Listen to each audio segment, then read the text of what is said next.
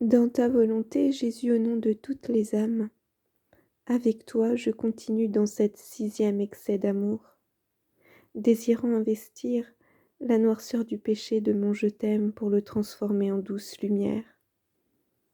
Je veux faire couler mon je t'aime dans le sein de Marie, pour pouvoir te porter l'immensité de ta volonté, et ainsi te libérer de l'étroitesse dans laquelle tu te trouves et dans laquelle tu étouffes.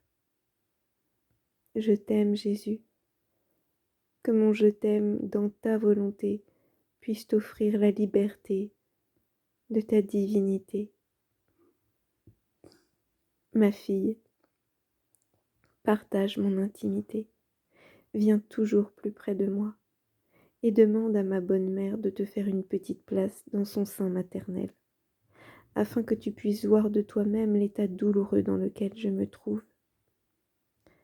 Je m'imaginais alors que ma reine et ma mère, voulant me prouver son immense affection maternelle, m'unissaient à son cher et doux Jésus incarné dans son sein. Je me voyais donc déjà par la pensée tout près de mon aimable Jésus dans son sein. Il y faisait si noir qu'il m'était absolument impossible de voir les traits de son visage. Je pouvais seulement entendre le soupir brûlant de son amour, et intérieurement il me dit encore « Ma fille, considère un autre excès de mon amour. Moi, je suis la lumière éternelle, et aucune autre lumière n'a plus d'éclat que moi. Pense un instant au soleil quand il est à son zénith, ce n'est là pourtant que l'ombre de ma lumière éternelle. L'incarnation que j'ai voulu assumer pour l'amour des créatures a complètement évincé cette lumière éternelle. Vois-tu dans quelle sombre prison mon amour m'a précipité? Oui, j'ai voulu être ici par amour pour les créatures, en attendant qu'un rayon de lumière y pénètre.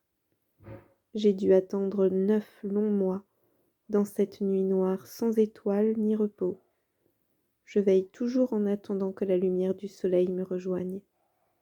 Que je souffre. Je suis dans une grande détresse, car ma prison est si petite que je peux à peine y bouger. De plus, le manque de lumière m'empêche complètement de voir, et ceci me fait tellement souffrir que le souffle chaud de ma mère m'en fait même suffoquer. Sais-tu ce qui m'a conduit dans cette prison?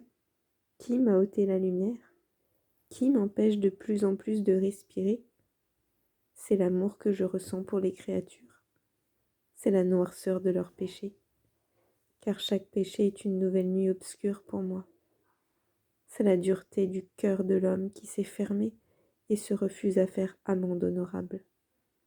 C'est son horrible ingratitude qui m'étouffe comme un monstre infernal. Et tout cela ensemble forme comme un abysse de ténèbres, un suffoquement et une souffrance inexprimables. Comme je souffre. Ô excès de mon amour sans réciprocité. Tu m'as conduit de l'immensité de la lumière éternelle à la profondeur de ces ténèbres épaisses et dans un espace si petit que je puis à peine respirer. Pendant que Jésus me disait tout ceci, il gémissait, mais d'un gémissement oppressé à cause de ce manque d'espace. Je versais des larmes de compassion, voulant l'éclairer un petit peu de mon amour, comme il me l'avait demandé. Qui pourrait décrire la souffrance que Jésus et moi avons souffert ensemble pour l'amour des créatures? Dans ses peines et ses souffrances, mon très aimable Jésus me dit au fond du cœur ces mots très doux. Cela suffit pour le moment. Passe maintenant au 7e excès de mon amour.